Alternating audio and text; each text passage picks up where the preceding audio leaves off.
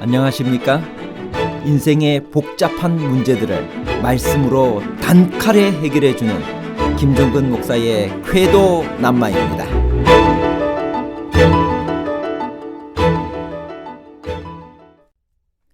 제사장 사가랴는 산중에 있는 한 동네에 살았습니다. 그는 왜 성전 옆에서 살지 않았을까요? 예수님 당시 제사장들의 수는 얼마나 되었으며 그들은 어떤 방법으로 그들의 직무를 수행했나요? 예수님 당시 제사장들은 한꺼번에 성전 봉사를 수행했나요? 아니면 24반차로 나누어서 봉사했나요?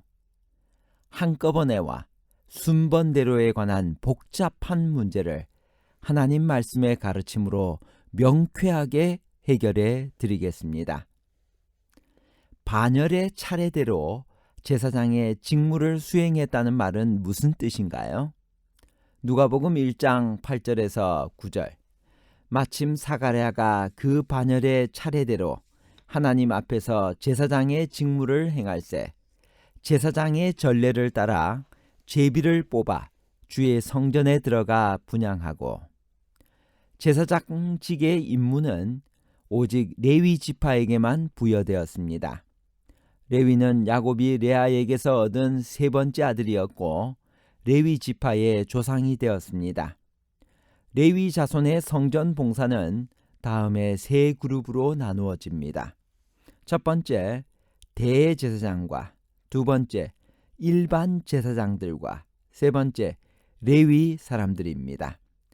레위 자손 중 오직 아론의 후손들만이 대제사장으로 봉사하도록 허락되었습니다. 민수기 3장 10절. 너는 아론과 그의 아들들을 세워 제사장 직무를 행하게 하라. 외인이 가까이 하면 죽임을 당할 것이니라. 특별한 제사장의 직무를 위해 성별된 아론의 자손들은 신분상 다른 레위인들보다 우위였고 오직 그들만이 희생 제물을 관리할 수 있었습니다. 제사장들은 남성의 최고 활동 시기인 25살에서 50살까지 성전에서 봉사했습니다. 후에 나이 제한은 30살부터 50살까지로 변경되었는데 이것은 아마도 아론 자손의 수가 너무 많았기 때문이었을 것입니다.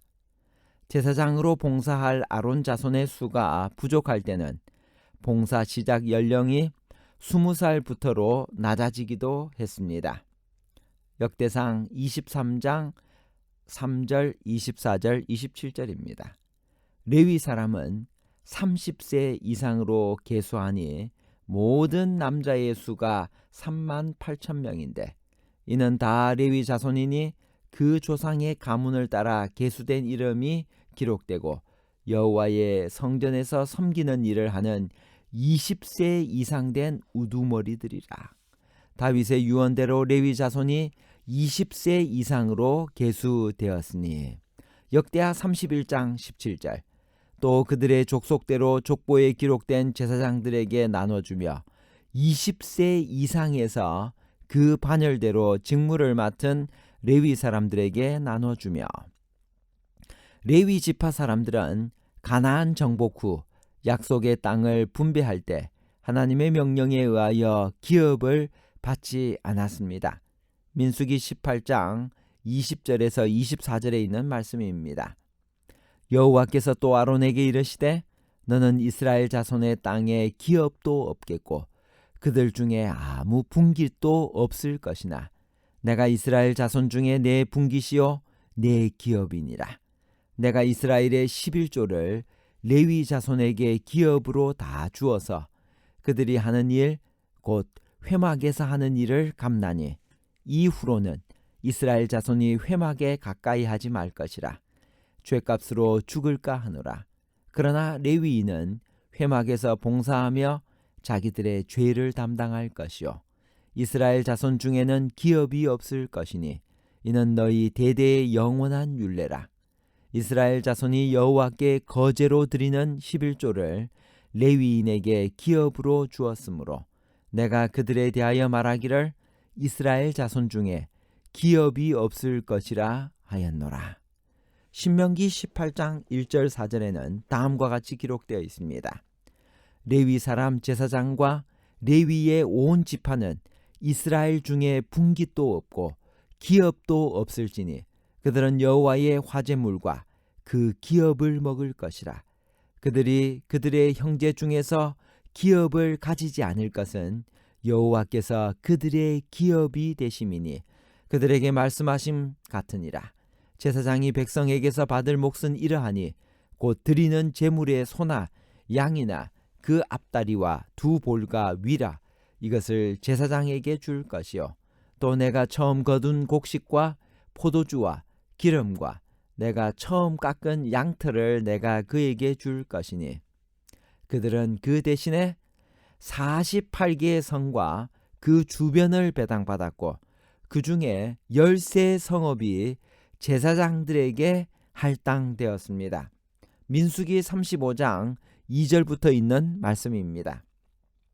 이스라엘 자손에게 명령하여 그들이 받은 기업에서 레위인에게 거주할 성읍들을 주게 하고 너희는 또 그 성읍들을 두르고 있는 초장을 레위인에게 주어서 성읍은 그들의 거처가 되게 하고 초장은 그들의 재산인 가축과 짐승들을 둘 곳이 되게 할 것이라. 너희가 레위인에게 줄 성읍들의 들은 성벽에서부터 밖으로 사방 1000 규빗이라. 성읍 주위의 과수원과 초원까지 포함된 이 레위 지파들의 성읍들은 학문과 경건의 중심지가 되었습니다. 레위 지파의 도성 중 6성이 도피성으로 지정되었고 이 도피성들은 억울하게 생명을 위협당하는 사람들의 피난처가 되어야 했습니다.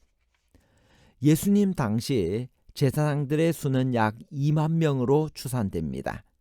그들은 그들이 한꺼번에 성전 봉사를 할 수 없기 때문에 24반열로 나누어 성전 봉사를 수행했습니다. 그러므로 한 반열은 대략 800명 정도의 제사장들이 있었고 자기 반열에 차례가 오면 1년에 2회 성전에 와서 직무를 수행했습니다. 1회 봉사하는 기간은 7일간이었으며 누가 각 직무에 합당한지를 알아보기 위해 제비를 뽑았습니다. 제사장들은 번제단에 불이 꺼지지 않도록 돌보아야 했으며 물두멍에는 물이 항상 채워져 있도록 계속 물을 길어야 했고 또 조석으로 희생제사와 소제와 전제를 드려야 했습니다. 조석으로 금 촛대의 심지와 기름을 확인하여야 했으며 매주 한 차례는 진설병을 준비해야 했습니다.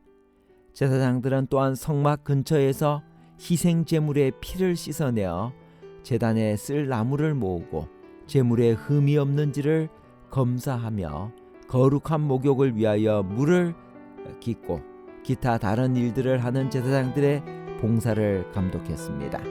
성전 봉사 기간이 아닐 때에는 이스라엘 전 주민을 위하여 봉사해야 했습니다.